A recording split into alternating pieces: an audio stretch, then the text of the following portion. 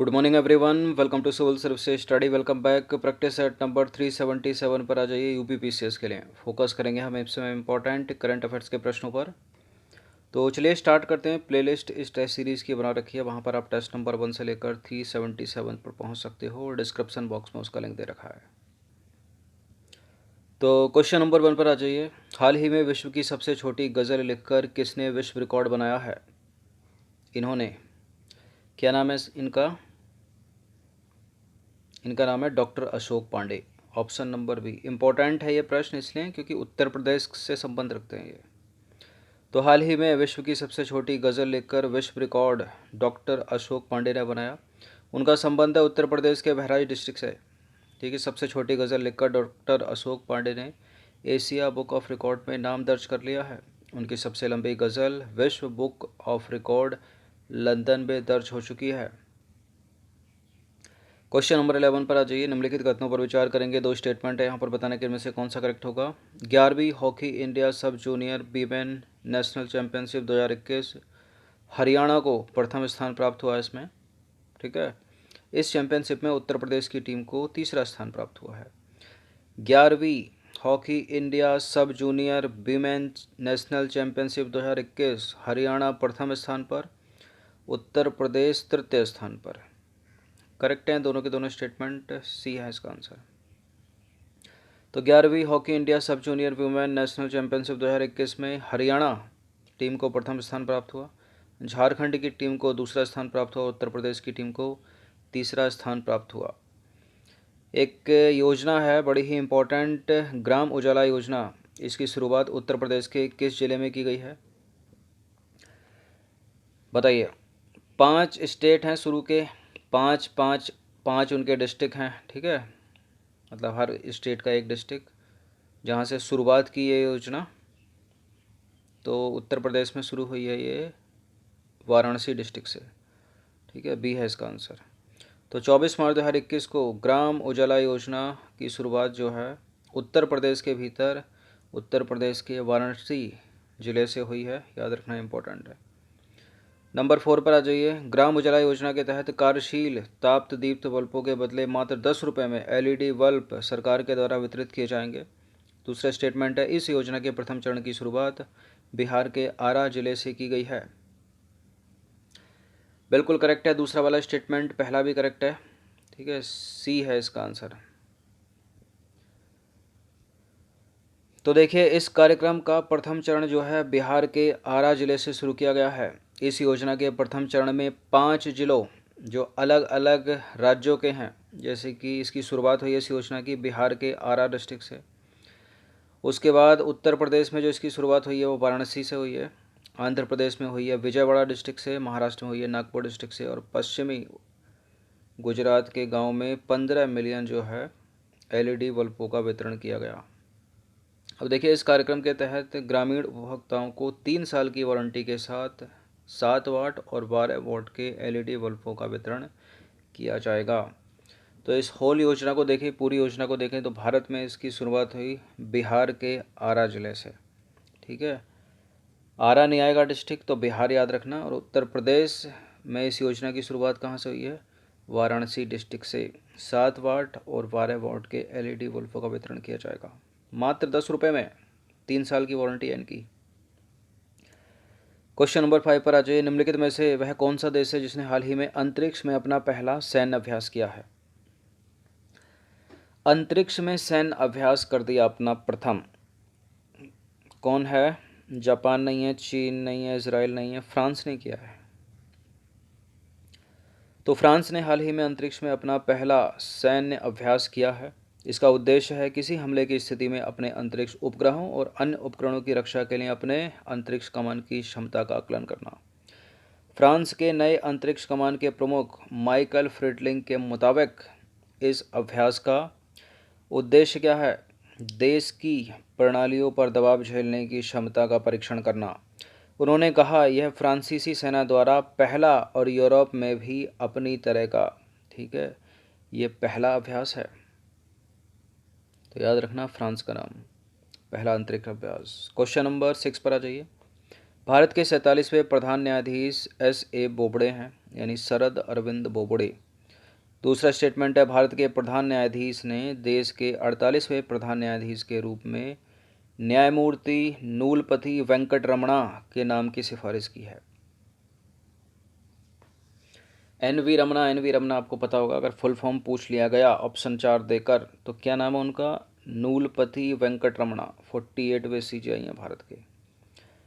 और करेक्ट है पहला वाला स्टेटमेंट, दूसरा वाला भी करेक्ट है, सी है इसका आंसर। जो वर्तमान में मुख्य न्यायाधीश होता है वो अपने वरिष्ठतम न्यायाधीश को जो है सर्वोच्च न्यायालय का मुख्य न्यायाधीश घोषित करता है।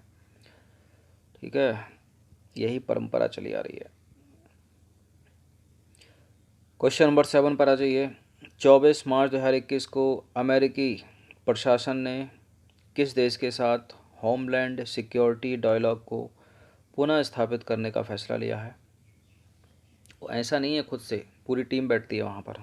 ठीक है, तब एक वरिष्ठ न्यायाधीश के ऊपर निर्णय लिया जाता है कि ये CJI इनको बनाया जाए। ठीक है, फिर सारे जजों का सेनापति कौन? जो करंट का CJI है, तो वो सिफारिश करते हैं कि हाँ ये बनेंगे। किसको? राष्ट्रपति को। तो 7 पर आ जाइए। 24 मार्च 2021 को अमेरिकी प्रशासन ने किस देश के साथ होमलैंड सिक्योरिटी डायलॉग को पुनः स्थापित करने का फैसला किया है? भारत के साथ, ऑप्शन नंबर ए। तो 24 मार्च 2021 को अमेरिकी प्रशासन ने भारत के साथ होमलैंड सिक्योरिटी डायलॉग को पुनः स्थापित करने का फैसला किया है। देखिए, बाइडेन प्रशासन ने भारत के साथ होमलैंड सिक्योरिटी डायलॉग को फिर से स्थापित करने की घोषणा की है, जबकि ट्रंप ने अपनी सरकार के समय इस पर रोक लगा दी थी। होमलैंड सिक्योरिटी डायलॉग की बात करें तो ओबामा प्रशासन की पहल का नतीजा है ये। पहला Bharat US homeland security dialogue मई 2011 में आयोजित किया गया था। क्वेश्चन नंबर 8 पर आ जाइए। हाल ही में चर्चा में रहा एवर गिवन कार्गो शिप जो लगभग 1 हफ्ते तक फंसा रहा था, निम्नलिखित में से कहाँ पर, कौन सी कैनाल में, कौन से सागर में? न्यूज़ में था, यूट्यूब में खूब वीडियो बनाई गई इसके ऊपर। Suez canal, option number B. तो हाल ही में चर्चा में रहा एवन गिवन कार्गो शिप, नाम याद रखना इसका, 1 सप्ताह तक सुएज कैनाल में फंसा रहा। क्वेश्चन नंबर 9 पर आ जाइए। हाल ही में चर्चा में रहा है कि स्थल गोरखगिरी निम्नलिखित में से कहाँ स्थित है? गोरखगिरी कहाँ पर है? उत्तर प्रदेश में है ये। अब उत्तर प्रदेश में कहाँ पर है गोरखगिरी? उत्तर प्रदेश के महोबा डिस्ट्रिक्ट में। तो चर्चा में रहा गोरखगिरी महोबा उत्तर प्रदेश में स्थित है। यह गोरखनाथ की तपोस्थली रही है। क्वेश्चन नंबर 10 पर आ जाइए। वह राज्य जिसके सभी मंडलों में बायोगैस प्लांट स्थापित करने का निर्णय लिया गया है, निम्नलिखित में से कौन सा है? वो है Uttar Pradesh, option number D. तो हाल ही में उत्तर प्रदेश के सभी मंडलों में बायोगैस प्लांट स्थापित करने का निर्णय लिया गया है। बायोगैस आपने पढ़ा होगा 10th में, 11th में, 12th में या छोटी क्लासों में। ठीक है, अगर साइंस साइड रहोगी तो बायोगैस प्लांट की बात करें तो देखिए, बायोगैस प्लांट में पशुओं के व्यर्थ पदार्थ या एनर्जी क्रॉप्स के उपयोग से बायोगैस बनाई जाती है। एनर्जी क्रॉप्स को भोजन के बजाय बायोफ्यूल्स के लिए उपयोग किया जाता है। बायोफ्यूल्स बायोमास कहे जाने वाले मृत ऑर्गेनिक तत्वों से बनाया जाता है और यह तरल गैस या ठोस रूप में हो सकता है। एक बायोगैस प्लांट में एक डाइजेस्टर और एक गैस होल्डर होता है जो ईंधन का निर्माण करता है। क्वेश्चन नंबर 11 पर आ जाइए। देश का प्रथम वर्चुअल एग्जीबिशन मॉल निम्नलिखित में से, ठीक है, कहाँ खोलने की योजना है? देश का पहला है, इसलिए इम्पोर्टेंट हो जाता है। कहाँ पर? जहाँ की यह परीक्षा है, उत्तर प्रदेश में। तो देश का प्रथम वर्चुअल एग्जीबिशन मॉल जो है उत्तर प्रदेश में खुलेगा। क्वेश्चन नंबर 12 पर आ जाइए। निम्नलिखित कथनों पर विचार करेंगे, 2 स्टेटमेंट के साथ बताइए कौन सा करेक्ट है। 19 मार्च 2021 को संयुक्त राष्ट्र के सतत विकास समाधान नेटवर्क द्वारा वैश्विक खुशहाली रिपोर्ट 2021 जारी की गई। 149 देशों की इस रिपोर्ट में फिनलैंड को दुनिया का सबसे खुशहाल देश माना गया है। करेक्ट है दोनों के दोनों स्टेटमेंट। और सबसे दुखी कौन है? अफगानिस्तान। तो 19 मार्च 2021 को संयुक्त राष्ट्र के सतत विकास समाधान नेटवर्क द्वारा वैश्विक खुशहाली रिपोर्ट 2021 यानी वर्ल्ड हैप्पीनेस रिपोर्ट 2021 जारी की गई। यह 9वीं विश्व खुशहाली रिपोर्ट है।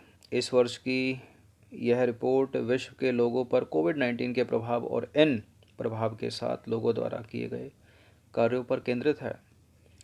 चलिए इस प्रश्न का उत्तर दीजिए। तो वैश्विक खुशहाली रिपोर्ट 2021 में भारत का कौन सा स्थान है? कौन सा स्थान है भारत का? 139वां। तो वैश्विक खुशहाली रिपोर्ट 2021 में भारत को 139 स्थान पर रखा गया है। इसके पड़ोसी देशों की बात करें तो पाकिस्तान 105वें स्थान पर है, यानी भारत से तो अच्छी स्थिति में है वो। बांग्लादेश इन दोनों से अच्छी स्थिति में है और चीन इन तीनों से अच्छी स्थिति में 84वां स्थान है।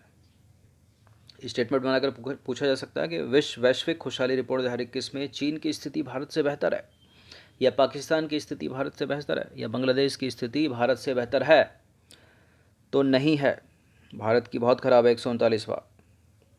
इस रिपोर्ट में अफ़गानिस्तान 149वां स्थान प्राप्त है अफ़गानिस्तान को, जिसे सबसे नाखुश देश बताया गया है, सबसे ख़राब पोजीशन में। अगर वर्ष 2020 की बात करें तो 156 देशों की सूची में भारत को मिला था 144वां स्थान। चलिए क्वेश्चन नंबर 14 पर आ जाइए। निम्नलिखित कथनों पर विचार करेंगे। पहला स्टेटमेंट क्या कहता है? QS वर्ल्ड यूनिवर्सिटी रैंकिंग 2021 में 2 भारतीय संस्थान को शीर्ष 100 में जगह मिली है। केवल 2। QS वर्ल्ड यूनिवर्सिटी रैंकिंग में IIT बॉम्बे को 172वां स्थान प्राप्त हुआ है। देखिए पहला वाला गलत है, क्योंकि टॉप 100 में एक भी यूनिवर्सिटी नहीं है भारत की QS world university ranking. IIT Bombay को 172वां स्थान प्राप्त हुआ, दूसरा वाला सही है। तो 3 मार्च 2021 को QS वर्ल्ड यूनिवर्सिटी रैंकिंग ने साल 2021 की रैंकिंग जारी की, जिसमें किसी भी भारतीय संस्थान को शीर्ष 100 में जगह ही नहीं मिली। इस रैंकिंग में IIT बॉम्बे को 172वां स्थान प्राप्त हुआ है। क्वेश्चन नंबर 15 पर आ जाइए। QS वर्ल्ड यूनिवर्सिटी रैंकिंग 2021 में निम्नलिखित में से किसको प्रथम स्थान प्राप्त हुआ है? बताइए। हार्वर्ड, स्टैनफोर्ड या फिर MIT? MIT मतलब Massachusetts institute of technology. Option number A है कहाँ पर? ये US। तो QS वर्ल्ड यूनिवर्सिटी रैंकिंग 2021 में मैसाचुसेट्स प्रौद्योगिकी संस्थान, या इंग्लिश में बोलेंगे इसको Massachusetts institute of technology MIT को प्रथम स्थान, स्टैनफोर्ड यूनिवर्सिटी को द्वितीय स्थान और हार्वर्ड को तीसरा स्थान प्राप्त हुआ है। प्रश्न इंपॉर्टेंट हो सकता है, इसलिए इसको याद रखना। तो 15 प्रश्न थे, इनकी प्रैक्टिस एक बार तो कर ही लेना, ठीक है। बाकी आप सब्सक्राइब कर सकते हो सिविल सर्विस स्टडी चैनल को। रेड कलर का जो बटन है इसको प्रेस करके ब्लैक कर दीजिए। एक लाइक किया कीजिए अगर टेस्ट पसंद आता है तो, उससे हमको एनर्जी मिलती है। धन्यवाद।